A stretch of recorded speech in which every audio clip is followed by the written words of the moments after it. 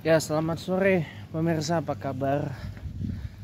Ya, sore ini masih dalam riset Indonesia, episode yang kesekian lah pokoknya. Hari ini hari Rabu 16 hari bulan Oktober 2024. Kali ini kita masuk ke lagi-lagi ke pembahasan seputar generasi saya, ya. Generasi Z, generasi milenial, dan generasi Alpha. Ya, memang berbeda dari yang lain.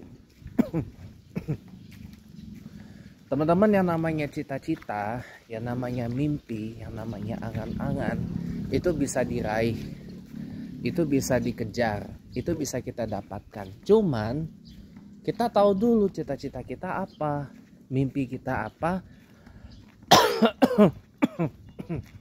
Dan dari cita-cita itu bisa nggak kita berkomitmen on track menuju ke sana.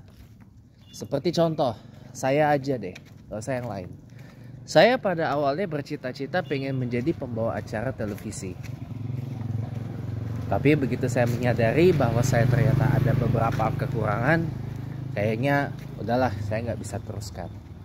Kemudian saya ubah cita-cita saya. Sekarang saya pengen menjadi seorang diplomat.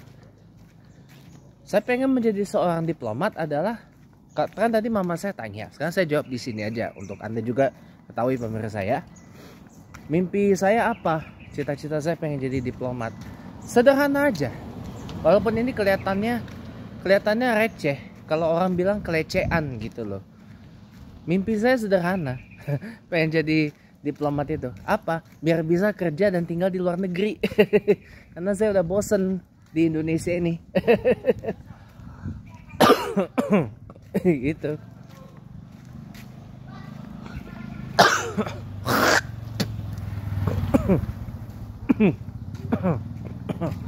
Karena saya pengen pindah, pengen kerja, pengen tinggal di luar negeri. Ya, gitu kawan-kawan. Makanya kenapa saya sekarang mati-matian untuk mengejar ke sana. Dan saya klarifikasi, saya ini sebenarnya bukan tertarik atau cita-cita kedua saya bukan untuk menjadi seorang businessman, tetapi seorang business eksekutif. Artinya pemimpin perusahaan. Kalau cita-cita saya sebagai diplomat itu kan itu gagal, itu nggak kesampaian lah. Tapi saya sekarang komitmen, ya. Makanya untuk tujuan saya ke sana, untuk menjadi seorang bisnis eksekutif atau pemimpin perusahaan, saya ambil itu administrasi bisnis di UT S1. Walaupun perlu waktu 7 tahun untuk saya dapat S1, tapi kan seenggaknya walaupun IPK saya cuman 2,7 ya. IPK saya cuma 2,7, teman-teman. Nggak 3. Tapi semua saya dapat dengan usaha saya sendiri. Nggak ada saya pakai joki-joki apa itu segala macam, nggak ada itu. Dan alhamdulillah ijazah saya asli. Dan itu di situ makanya kenapa saya bangga. Walaupun saya perlu 7 tahun buat lolos gitu loh. Nggak seperti ya kita tahu sendiri aja lah. Yang tahu aja lah ya. YTTA lah. Ya. Jadi kayak gitu teman-teman. Jadi nah, masalahnya begini kawan. Orang-orang generasi seperti saya ini labil teman-teman.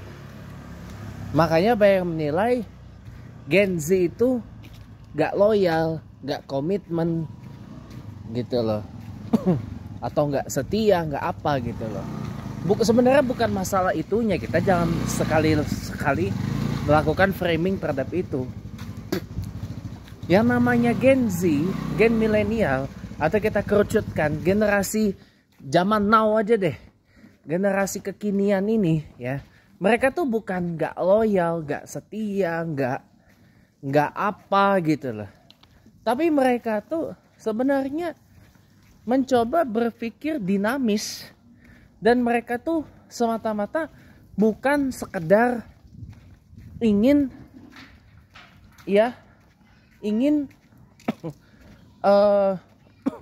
sekedar oh iya cita-cita gue nih udah terwujud nih gitu, gue udah sukses, I am successfully reaching my goal. Bukan hanya itu, tapi yang namanya generasi masa kini atau present generation itu mereka berpikirnya bahwa mereka itu ketika berbuat sesuatu harus ada dampak. Kepengen mereka berbuat itu ada impact, ada dampak buat Taiwan. Ada impact, ada dampak buat orang lain, ada benefit. Sesuatu itu berbenefit, beneficial, bermanfaat untuk orang lain gitu. Jadi sebenarnya present generation atau today's generation atau generasi masa now ya Gen Z, Gen milenial, Gen Alpha gitu ya. Mereka itu awas mobil woi. Nah lihat tuh bocah-bocah main jalan kagak ngeliat mobil, orang mau lewat koplo amat. Jadi gitu ya teman-teman ya. Jadi apa namanya? Untungnya tadi nggak klakson. Bahasa saya mau desa klakson peng gitu. Nah lanjut lagi teman-teman ya. Let's get serious. Jadi yang namanya today's generation atau present generation itu bukan semata-mata oh iya I've reached my dream atau I've accomplished my dream. Bukan itu. Tapi yang namanya generasi saat ini itu mereka kalau ingin mereka berbuat sesuatu harus yang ada dampak untuk masyarakat, dampak untuk orang lain. Sebagai contoh, ketika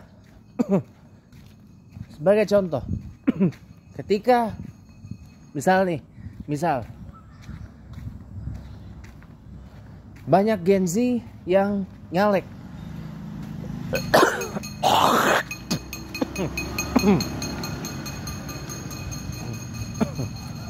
Entah jadi anggota DPR kah, DPD kah, DPRD kah, itu ya, terlepas dia apa anaknya politician kah bukan, terlepas dia anaknya politisi kah bukan, ya saya nggak lihat dari situ, tapi ketika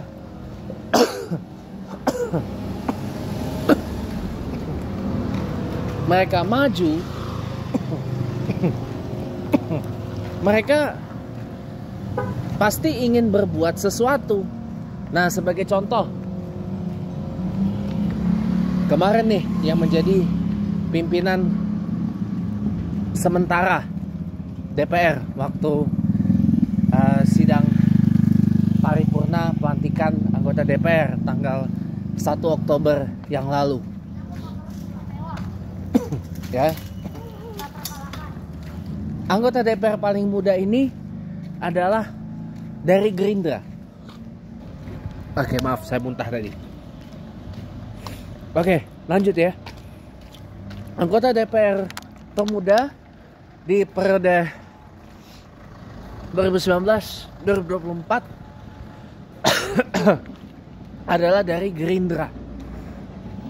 Dari Gerindra, beliau adalah putri dari almarhum Desmond Junaidi Mahesa. Ya. Dapilnya adalah dapil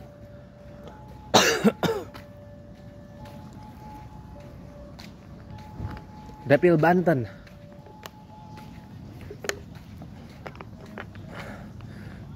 Satu provinsi dapil dengan wakil ketua DPR dari Gerindra, Profesor Dasko, ya.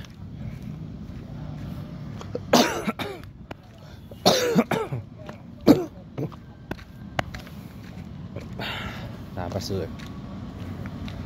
Dia maju nyalon DPR. Tujuannya di Banten itu adalah untuk mempermudah orang Banten itu mendapat pekerjaan. Mendapat pekerjaan. Karena kan kita tahu sendiri, di Banten itu orang mau kerja kudu bayar biar bisa ACC keterima pekerjaannya. Itu ACC biar bisa ACC ACC terima kerja. Belum lagi kadang-kadang harus maaf ada bawa sentimen syarat tertentu. Saya banyak itu dapat cerita-cerita kayak gitu. Nah ini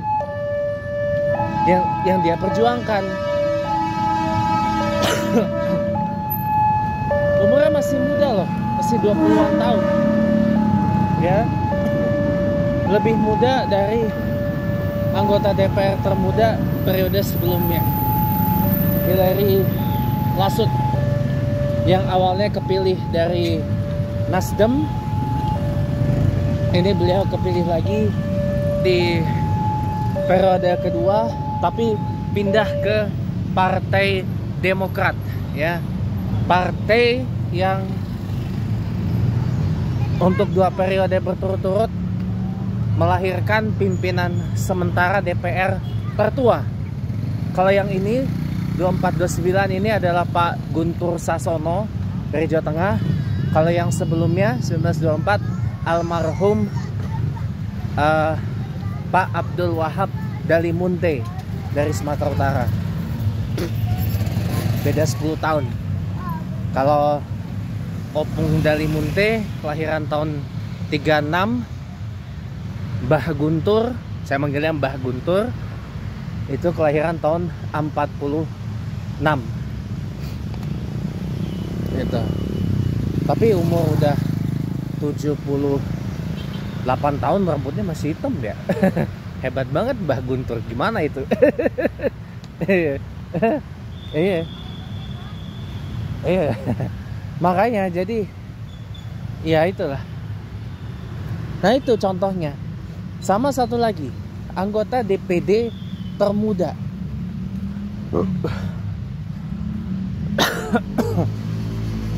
Saya lupa siapa namanya. Dia maju, tampil gitu ya. Bukan semata-mata untuk sekedar, weh gue nyalon, gue nyalek, kepilih, terus pamer, weh gue udah jadi wakil rakyat, gue udah jadi senator. Gak itu. Tapi pasti ada isu yang dia bawa, dan yang pasti dia ada misi supaya pencalekan dan keterpilihannya sebagai anggota DPD itu ada dampak buat masyarakat yang memilih dia. Itu pasti. Nah itu cara pandang POV-nya yang harus diperbaiki, ya. POV-nya yang harus diperbaiki. Jangan kita memandang generasi masa kini, Gen Z, Gen Milenial, Gen Alpha, itu dengan POV yang dari POV generasi sebelumnya. Jangan, kita harus lihat dari POV mereka. Cara kita bisa memahami POV mereka gimana? Ya kita selamin, kita masuk ke situ. Kita menyelam minum air. Sambil menyelam kita minum air gitu. Dilihat mereka ini sebenarnya bukan semata-mata apa, mereka hanya mengaccomplish, oh ya gue udah sampai kepada titik, sudah capai cita-cita. Enggak begitu. Tapi mereka kepengen berbuat sesuatu yang menghasilkan dampak bagi orang banyak. Lihat berapa banyak Gen Z yang nyalek kemarin, nyalek DPR, nyalek DPD, nyalek DPRD provinsi, kota, kabupaten. Berapa banyak tuh yang kepilih. Dan mereka pun tujuannya juga adalah untuk berbuat sesuatu kepada masyarakat. Bahkan mohon maaf, Yang saya lebih salut lagi apa? Di Pilbub Tegal, Jawa Tengah, ada Gen Z yang tanding. Walaupun bukan sebagai calon bupati, tapi calon wakil bupati. Berpasangan dengan ASN yang masih muda banget.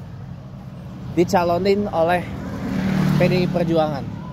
Anak seorang pekerja migran Indonesia yang lama bekerja di Malaysia. Sekarang pernah dapat beasiswa S2 di London. Sekarang kerja di salah satu lembaga penelitian lah. Itu apa enggak gimana itu ya? Itu layak gitu lah untuk mendapatkan simpati saya, Gen Z yang berani tampil. Kenapa? Karena dia pasti pengen berbuat sesuatu yang berdampak untuk masyarakat sekabupaten Tegal itu. Walaupun orang memandang, alah lu masih kemudaan lu, umur segitu. Umurnya beda 2 tahun dari saya. Umurnya baru 28. Seumur sama Samara Amani. Ya. Tapi jangan disamakan Cawagup Tegal yang dari PDIP ini dengan Samara Amani. Kalau Samara Amani itu jauh banget. Ya. Ya pokoknya ya namanya orang udah tergiur dengan kenikmatan dunia yang fana, ya jadi lupa daratan. Ya.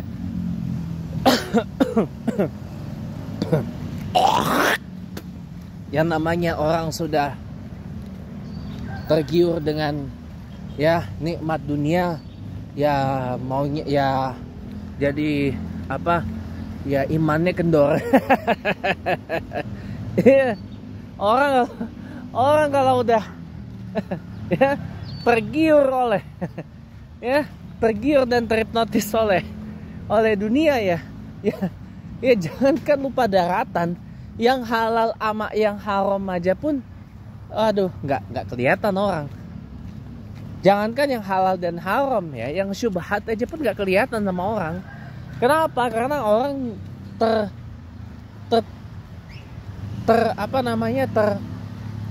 tertipu dengan dunia gitu loh. Ya oke lah tadi teman-temannya mama saya berkata ya bukan, tapi tanpa materi pun kita nggak bisa hidup. Iya memang, tapi kan pertanyaannya gini teman-teman ya, emangnya berapa banyak sih yang kita perlu gitu loh.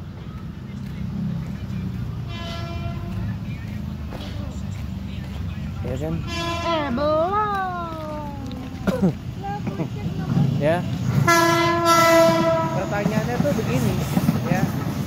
Emangnya materi kita nih perlunya berapa banyak? Butuhnya berapa banyak gitu loh. Enggak, karena kita harus mengakui natur kita sebagai manusia adalah satu, nafsuan. Yang kedua, kadang selalu merasa kurang. Ya enggak? Kita udah punya ini, pengen lagi yang itu. Sudah punya ini, pengen lagi yang itu. Sudah punya ini, pengen lagi. Memang gitu naturnya. Natur kita sebagai makhluk yang punya nafsu. Itu loh. Itu nggak bisa saya bantah. Itu nggak bisa. Saya pun juga ada perasaan itu. Saya yang ngomong ini juga punya yang seperti itu. Tapi kan seiring waktu, seiring umur, ya harusnya kita makin nyadar lah. Emang kita ini hidup di dunia ini cuma berapa lama. Semua yang kita punya di dunia ini kita tinggal. Ya, kelak semua akan jadi warisan. Yes, warisan. Warisan pun mohon maaf, kadang-kadang berebutnya nggak karu-karuan. Maaf loh, berebutnya nggak karu-karuan. Lihatlah, ketika kedua orang tua sudah nggak ada, ya, lihat saudara-saudarinya yang lain. Semua akan ketahuan ketika masalah pembagian warisan ini. Pasti akan berlomba-lomba. Goblok, sendal gua malah copot. Bentar ya, sendal gua malah copot, sialan. Ya, kembali lagi ke yang tadi. Semua pasti pengen mendapat lebih. Pasti. Ya. Nah, dalam hukum Islam itu mengatur masalah pembagian waris itu. Ada pembagian secara faraid ya. Yang artinya pihak laki-laki lebih banyak dari yang perempuan. Lihatlah ini motor-motor ini matanya pada buta-buta kali ya. Nggak ngelihat saya yang jalan kaki ini. Orang pada lihat, oh gitu nih. Motor orang kalau bawa, makanya kenapa saya paling benci dengan yang bawa motor ini. Matanya pada buta-buta. Matanya itu pada rabun gitu loh kadang-kadang. Nggak ngelihat orang jalan, nggak ngelihat orang nyebrang, nggak ngelihat orang lagi ini dan itu. Orang lagi di pinggir kayak ini nggak kelihatan juga. Jadi tuh matanya tuh pada buta kali. Atau sengaja dibutain apa pada rabun gitu loh. Benci kali aku tuh sama yang bawa motor-motor kayak gitu.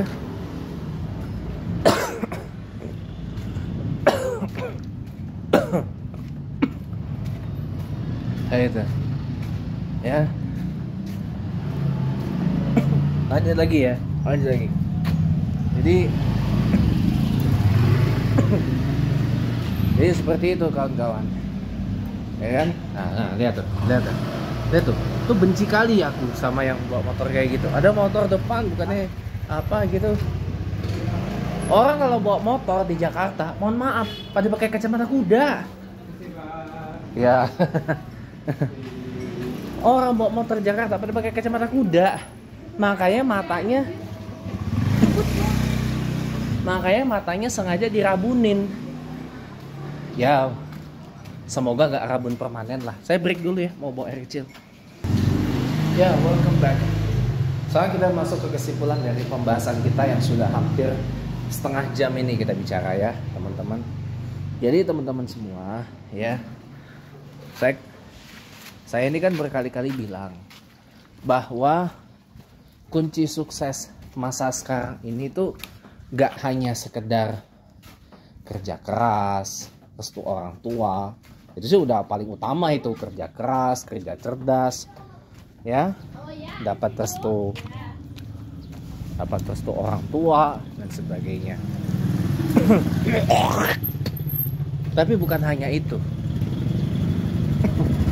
Ada lagi faktor yang orang mungkin baik bilang faktor X.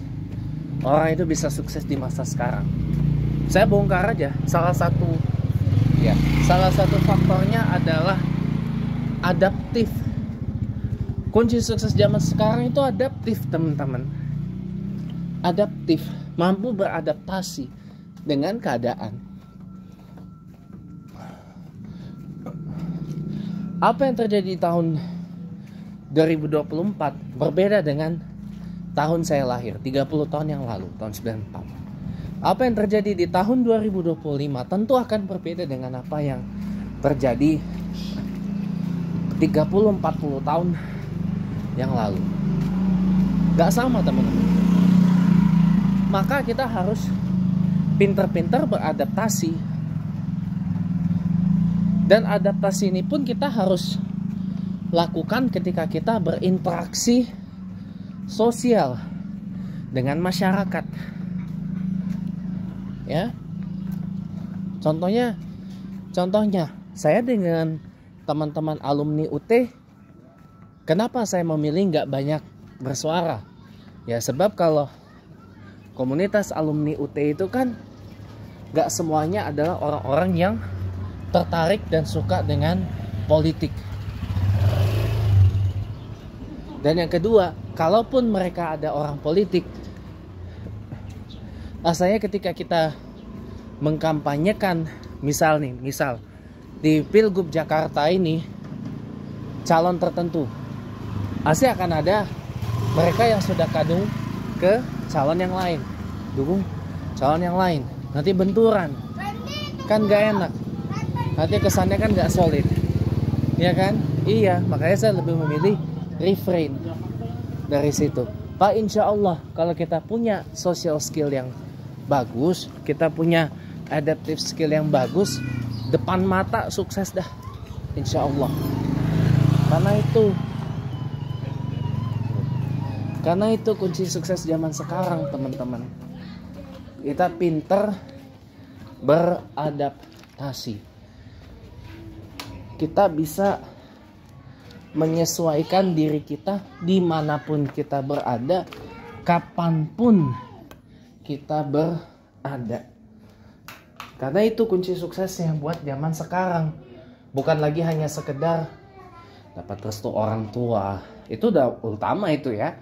Kerja keras, kerja cerdas, gigih, semangat, pantang menyerah gitu ya. Itu mah udah utama banget itu.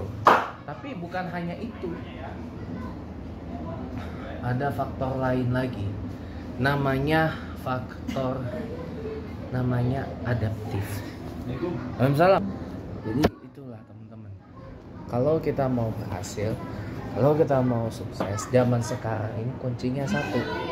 Adaptif, bisa beradaptasi, bisa menyesuaikan kapanpun dan dimanapun kita berada. Dimana tempat kita berada, ya kita baur, dan kita jangan istilahnya caper yang berlebihan gitu loh. Kayak mama saya tadi bilang, misalkan saya nih dekat dengan tokoh politik gitu, ya paling enggak inilah kita cari perhatian gitu loh. Oh iya Pak, tasnya mau saya bawain nggak tasnya? Pak, mau saya ambilin minum nggak? Pak, minumnya mau saya pegang nggak? Dan sebagainya itu. Memang orang akan, memang si orangnya ya itu akan simpatik, akan kayak akan nilai positif sama kita lah. Cuman kan mohon maaf lahir dan batin, KTP boleh sama-sama warnanya biru muda, tertulis warga negara Indonesia, ya emang boleh sama-sama warga negara Indonesia. Ya kulit sama-sama sawo mateng, ada yang hitam, ada yang coklat gelap, ya kan. Rambut boleh sama-sama hitam, walaupun ada yang lurus, ada yang keriting, ya. Mata ada yang gede, ada yang sipit. Kulit ada yang sawo mateng, ada yang coklat, ada yang putih, ya kan. Lambang negara bolehlah sama-sama Garuda Pancasila, bendera bolehlah ama-ama merah putih, ya. Tapi kan isi hati orang beda-beda, ya kan. Isi hati orang, isi pikiran orang kan beda-beda. Nanti orang malah ngomong, ih ini caper amat sih, lebay banget sih. Pantes aja nih orang ini kan pantes saja orangnya caperan, orangnya pinter ngejilat, dan sebagainya.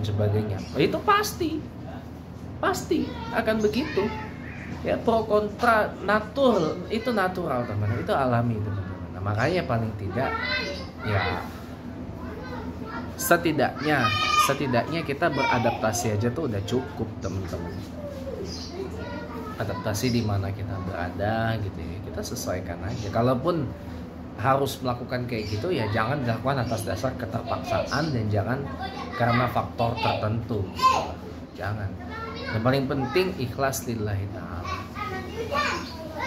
Itu kesimpulannya. Cara memahami Gen Z itu jangan pakai kacamata generasi yang terdahulu, jangan.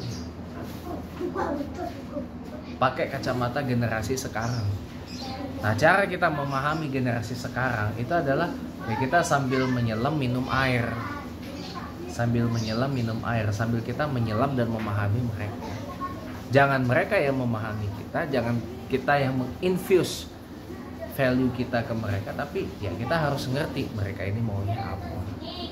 Gitu. Ya kita support aja. Gitu. POV-nya yang harus diperbaiki. POV-nya yang harus disesuaikan, bukan karena ini dan itu gitu loh teman-teman. Ya, semoga ada sedikit manfaat ya buat kita semua teman-teman. Jadi ya setengah jam kita udah bicara, bentar lagi mau maghrib. Jadi jangan lupa subscribe channel YouTube saya. Terima kasih udah nonton.